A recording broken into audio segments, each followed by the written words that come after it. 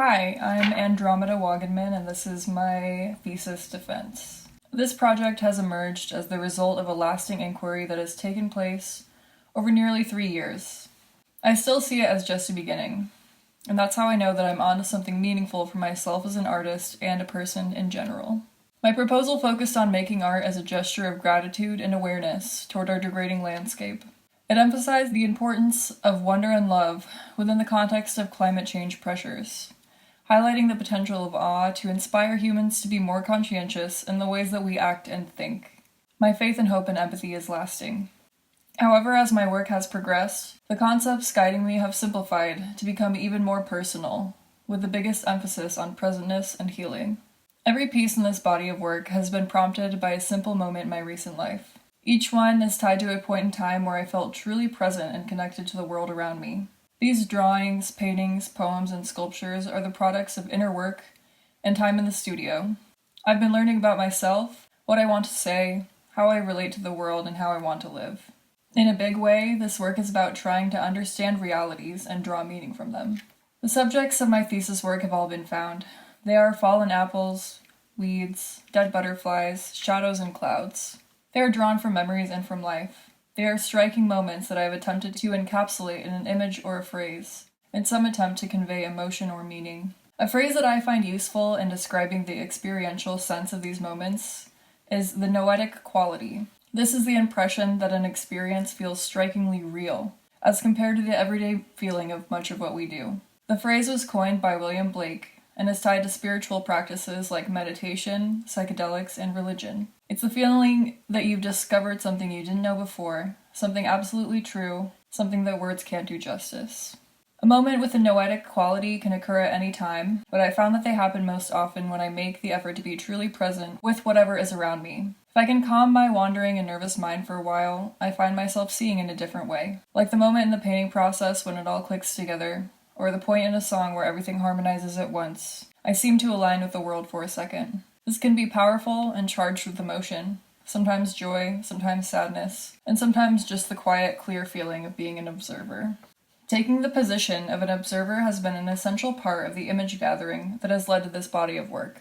Rather than trying to force ideation, I have learned to wait for prompts.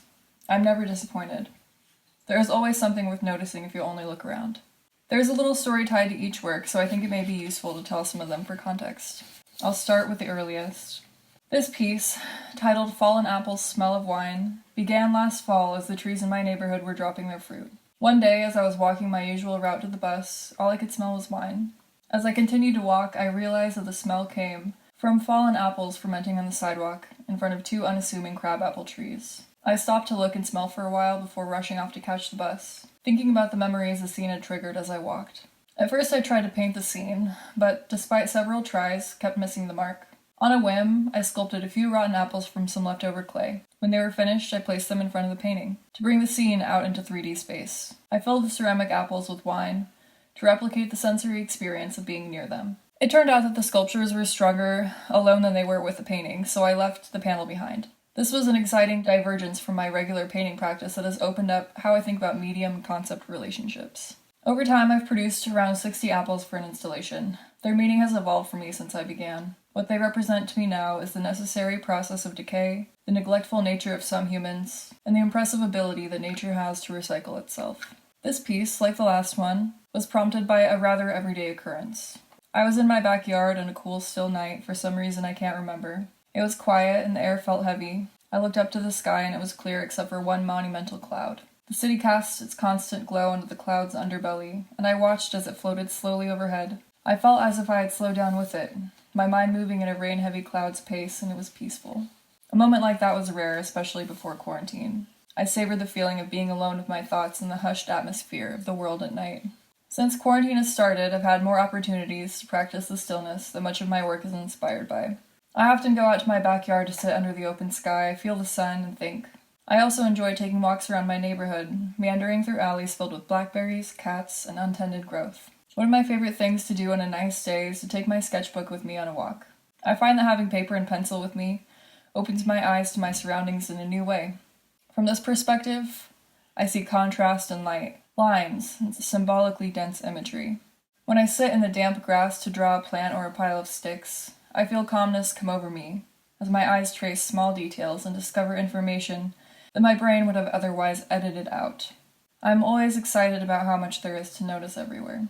When I get into the drawing mindset, it feels like communion with the world, like it's important for me to see what I'm seeing. This practice in particular is one of the most important things I do for myself for artistic and personal reasons. When I draw from life, my mind slows down and my thoughts turn to things outside of myself.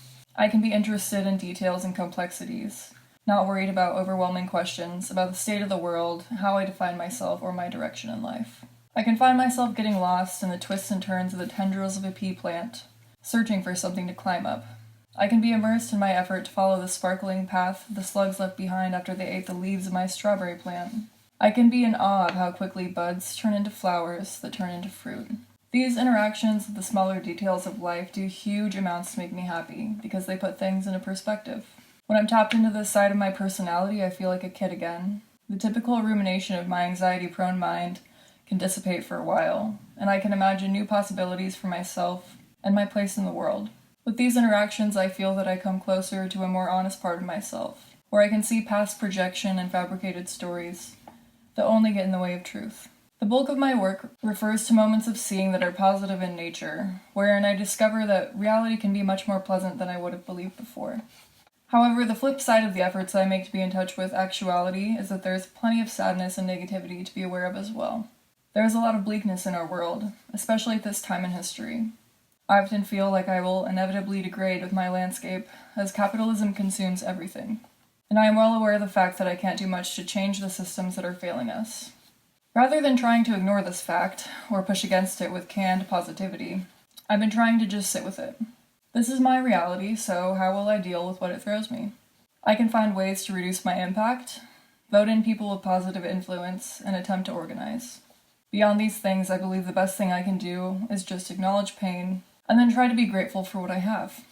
I can be grateful that I have people in my life that love and care for me. I can celebrate spring even when it happens as a global crisis unfolds. I can savor actions like peeling an orange, pulling weeds, picking flowers, and planting seeds. The works I've made for my thesis are just one part of a bigger effort. This effort is about healing and seeing, learning how to work hard, and learning how to love. I know that I can't get the love I want in my life without doing the hard work it requires, whether that's in reference to my relationships with humans or the earth. Real love comes from honesty, familiarity, and respect. I could never have real love for my planet if I believed in the fantasies of romanticism and sublimity. I have to understand. How have I hurt you? What do you need? What can I do to know you better? And how can we live harmoniously? In what ways can I be better? I don't have all the answers, not even close. But I'm getting better at seeing clearly, accepting truth, and learning how to respond to reality on reality's terms.